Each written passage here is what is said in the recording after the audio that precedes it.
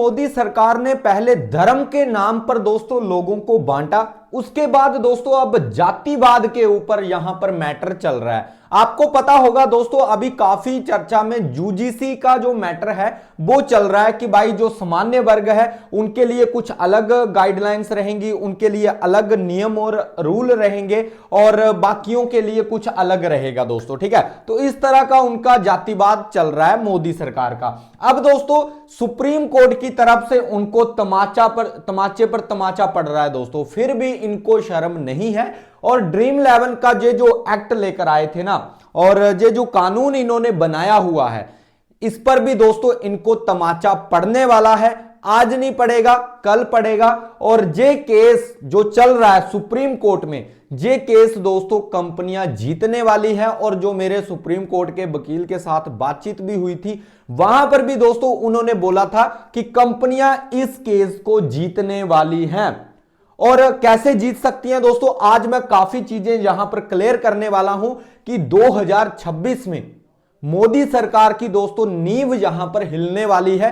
जिस तरह के बेकार से बेकार कानून ये लेकर आ रहे हैं और जनता पूरी तरह से सड़कों पर उतर रही है दोस्तों, ठीक है।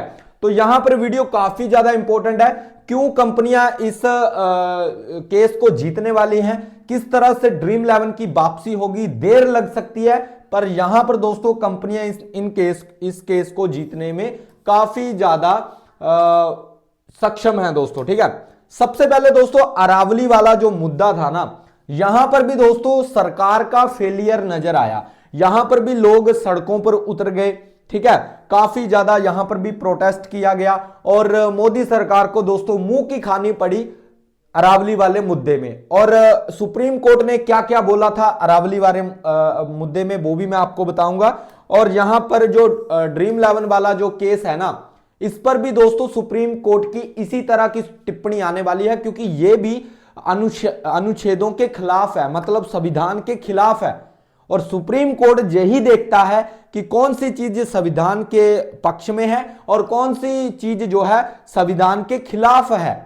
और कंपनियों का जो केस है ना वो सीधा संविधान के खिलाफ में है कि भाई ये जो बिल आया है, ये जो इन्होंने एक्ट कानून बनाया हुआ है, ये संविधान के खिलाफ है।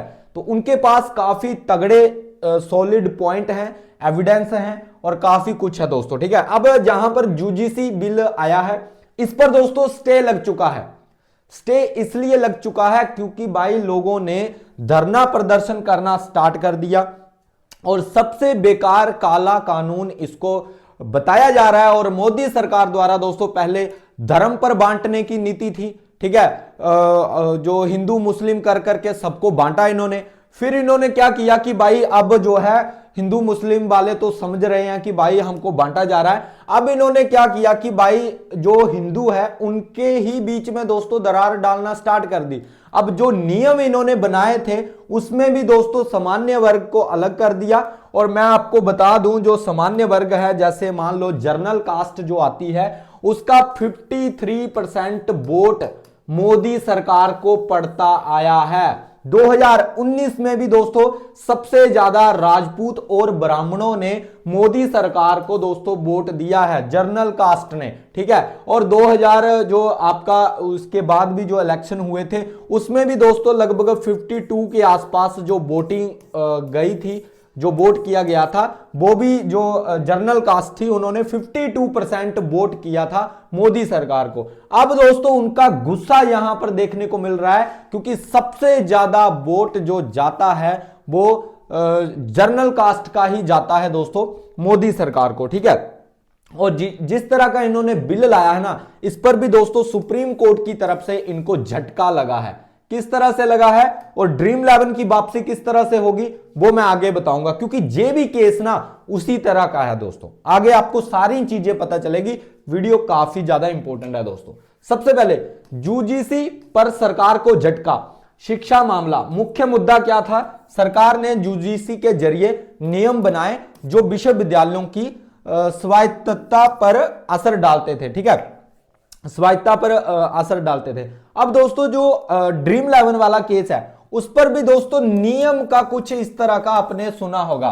जो आश्रवनी वैष्णव है वो बोल रहा है ना कि भाई हम नियम लेके आ जाएंगे, ये करेंगे। अक्टूबर से वो नियम ही लेकर आ रहा है, अब तक उसके नियम नहीं आए भाई, ठीक है। तो उनका भी यही चल रहा है और इनको डर पूरा है कि भाई दिक्कत तो हमें होने वाली है, ठीक है। तो ये चीजें हैं। सुप्रीम कोर्ट ने दोस्तों इंपॉर्टेंट पॉइंट क्या थे, सुप्रीम कोर्ट ने क्या बोला, यूजीसी कानून से ऊपर नहीं है। यूजीसी का जो बिल है ये कानून से ऊपर नहीं है भाई, ठीक है।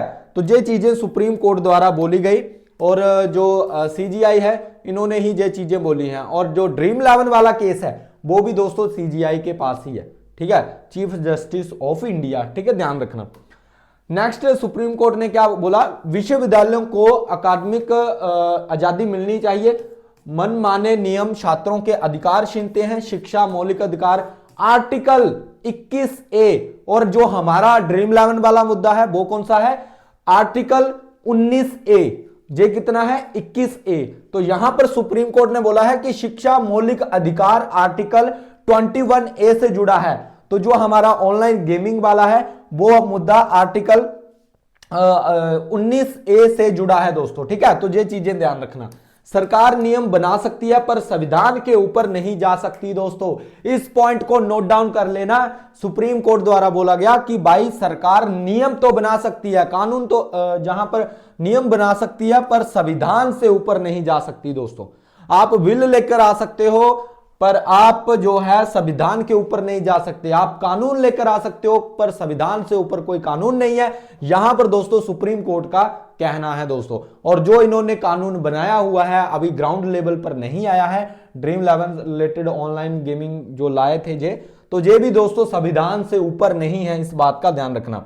निष्कर्ष क्या निकलता है, कोर्ट ने कहा सरकार का आदेश असंवैधानिक है दोस्तों, और जो ऑनलाइन गेमिंग एक्ट जो है वो भी असंवैधानिक है दोस्तों। और कंपनियों ने इसी पर ही दोस्तों जहां पर जो है केस किया हुआ है कि ये जो बिल है, ये जो एक्ट बनाया हुआ है ये पूरी तरह से असंवैधानिक है, और इसको भी दोस्तों कंपनियां जीतने वाली हैं और सरकार के मुंह पे तमाचा पड़ने वाला है दोस्तों आने वाले टाइम में दोस्तों। इस वीडियो को नोट डाउन करके रख लेना दोस्तों, ठीक है।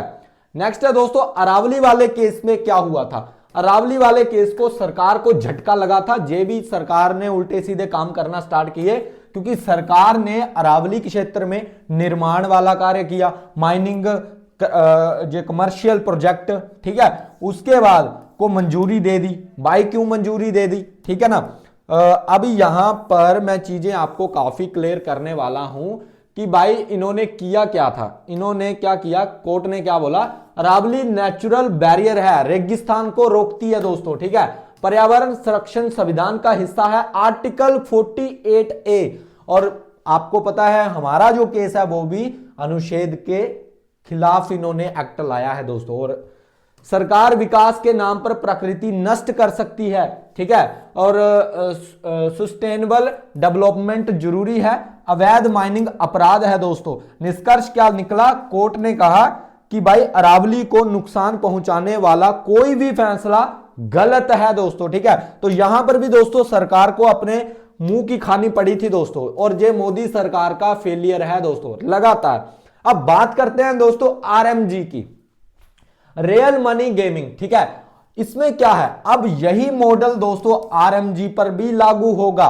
सरकार क्या कह रही है इसको हम समझते हैं और फिर सुप्रीम कोर्ट का क्या रह सकता है वो भी समझेंगे, ठीक है। तो सबसे पहले सरकार क्या कह रही है, आरएमजी को जुए जैसे ट्रीट करना। सरकार बोल रही है भाई ये जो रियल मनी गेमिंग है ये जुआ है भाई, ठीक है, यहां से भारी टैक्स लेती है सरकार, ठीक है, बैन जा सख्त नियम, ठीक है, ये सरकार द्वारा जो है करने वाली है सरकार, ठीक है। उसके बाद अगर आप देखोगे, लेकिन कानून क्या कहता है दोस्तों, सुप्रीम कोर्ट का कानून क्या कहता है, स्किल बेस्ड गेम जुआ नहीं है सबसे पहले, और जो आपकी फैंटेसी है वो स्किल गेम में आती है, ठीक है। सरकार क्या कह रही थी, अब जो कानून है वो देखो, स्किल बेस्ड गेम जुआ नहीं है, सुप्रीम कोर्ट का पुराना फैसला, ठीक है। फैंटेसी स्पोर्ट्स स्किल गेम, व्यापार का अधिकार, आर्टिकल 19, ठीक है, जो मैंने आपको बताया था अभी थोड़ी देर पहले कि भाई ये भी जो अनुच्छेद संविधान असंवैधानिक है, क्योंकि जहां पर व्यापार करने का अधिकार सरकार ने दोस्तों छीन लिया है, पूरी की पूरी इंडस्ट्री को यहां पर बंद करके रखा हुआ है और ये इसका उल्लंघन है दोस्तों। ठीक है, अनुच्छेदों का उल्लंघन है, संविधान का उल्लंघन है। बिना डेटा के बैन असंवैधानिक दोस्तों। ठीक है, पूरी तरह से नियम बन सकते हैं लेकिन पूरा उद्योग खत्म नहीं किया जा सकता।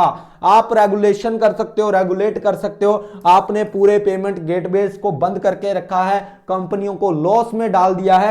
ये आपका कहीं ना कहीं सबसे बेकार फैसला है दोस्तों, और ये भी दोस्तों मोदी सरकार का सबसे बड़ा फेलियर निकलकर आने वाला है 2026 में दोस्तों। ठीक है, सरकार को दोस्तों इस केस पर भी मुंह की खानी पड़ सकती है, जिसके काफी हाई चांसेस है। क्यों?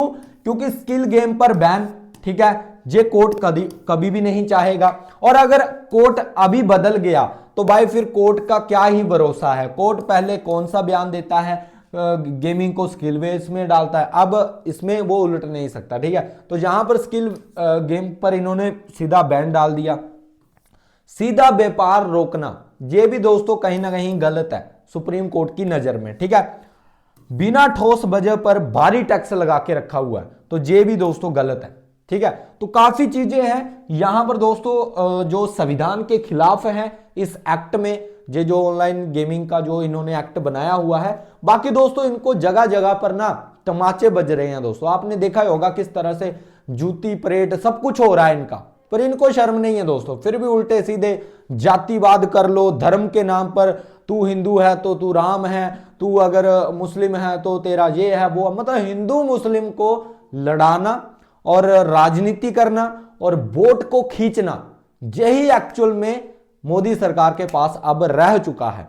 क्योंकि अब पता है कि तख्ता पलट होने वाला है, जिस तरह की चीजें इनको देखने को अब मिल रही हैं, और इसलिए उल्टे सीधे आप देख लो इतनी बुरी हालत हो चुकी है। सबसे ज्यादा इंपॉर्टेंट चीज क्या होती है? सबसे ज्यादा इंपॉर्टेंट चीज होती है हमारा शेयर मार्केट। और शेयर मार्केट आप देख सकते हो 2 से 3 सालों से एक ही जगह पर इस तरह से कर रहा है दोस्तों।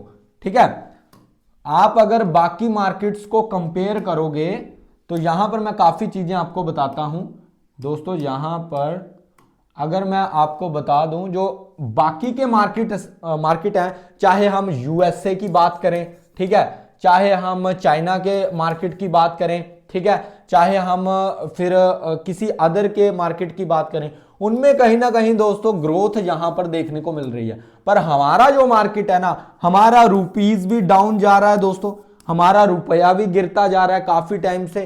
ठीक है, कहां हम देखते थे उसको 70 और 80 रुपए पर, आज के टाइम पर आप डॉलर देख लेना लगभग 90 प्लस चल रहा है दोस्तों। ठीक है, और हमारा इसमें ये नहीं है कि डॉलर बहुत ज्यादा स्ट्रांग हो गया, हमारा रुपया गिर रहा है दोस्तों। और जिस देश का रुपया गिरता है उस देश की हालत दयनीय होती है, सबसे खराब होती है। ये जो स्टेटमेंट दिया था ना, ये हमारे मोदी साहब ने दिया था 2014 में दोस्तों, कि भाई जिस देश का रुपया गिरता है उस देश का तो भाई कुछ नहीं हो सकता। आज इनसे अगर कोई पूछे कि भाई अब क्या हो रहा है, अब भी तो रुपया गिर रहा है, अब आपके जो स्टेटमेंट हैं वो कहां है, 15 लाख देना वो कहां है, तो समझ रहे हो कितना झूठ फैलाया गया। सिर्फ हिंदू और मुस्लिम किया गया, और उसके बाद यहां पर अब जाति के ऊपर दोस्तों राजनीति चल रही है पूरी तरह से। ठीक है, और एक से हर किसी मंथ में कोई नया बिल लेकर आ जा रहे हैं, इनको कोई काम नहीं है। सड़कें खराब चल रही हैं, उन पर कोई नहीं है, शिक्षा ढंग की नहीं है, मेडिकल सुविधाएं ढंग की नहीं है, वो चीजें नहीं मिल रही इनको बस यही है, बंदों को बिठाओ, ठीक है, सभा करो और पूछो कि भाई आज क्या करें, आज कौन सा कांड करें, आज ये कांड सही रहेगा, इसमें हलचल मचेगी पूरे देश में, ये कर लेते हैं दोस्तों। पता कुछ है नहीं कि भाई ये किसके जो हित में है या नहीं है, बस उल्टा सीधा काम करके लोगों का भी भाई इन्होंने सुख चैन जो है सब कुछ छीन लिया है, और भाई जो बैर विरोध डाल दिया है ना एक दूसरे के मन में, वो अलग से दोस्तों। ठीक है, तो दोस्तों यहां पर मैंने काफी चीजें स्पष्ट यहां पर करी हैं कि भाई ये जो एक्ट इन्होंने बनाया हुआ है, कानून बनाया हुआ है, ये भी इनको या तो रेगुलेशन करना पड़ेगा, बैन कदापि नहीं होने वाला। इस चीज को आपको हमेशा ध्यान रखना है दोस्तों। ठीक है, बाकी अगर वीडियो अच्छा लगा है, वीडियो को लाइक, चैनल को सब्सक्राइब और प्यारा सा कमेंट कर देना कि आपको क्या लगता है दोस्तों। भाई जो चीजें मुझे लगती हैं मैंने आपको बता दी हैं, अब आप कमेंट्स में बताना कि आपको क्या लगता है दोस्तों, ठीक है। और जातिवाद के ऊपर ये चीजें होनी चाहिए या एक दूसरे को बांटना चाहिए, ये सबसे बड़ी गलती है दोस्तों हमारे देश की, कि धर्म के नाम पर और धर्म के नाम पर वोट लेना और जातिवाद करना, ये आज से नहीं चल रहा, ये काफी टाइम से चल रहा, और ये लगभग ना सभी सरकारें ऐसा ही कर रही हैं दोस्तों, ठीक है। क्योंकि उनको पता है कि यहां की जो जनता है वो ज्यादा से ज्यादा मूर्ख ही है, पढ़े लिखे वही हैं दो चार, और बाकी तो भाई मूर्ख ही हैं, ठीक है। तो बाकी मिलते हैं नेक्स्ट वीडियो में। Bye guys, take care.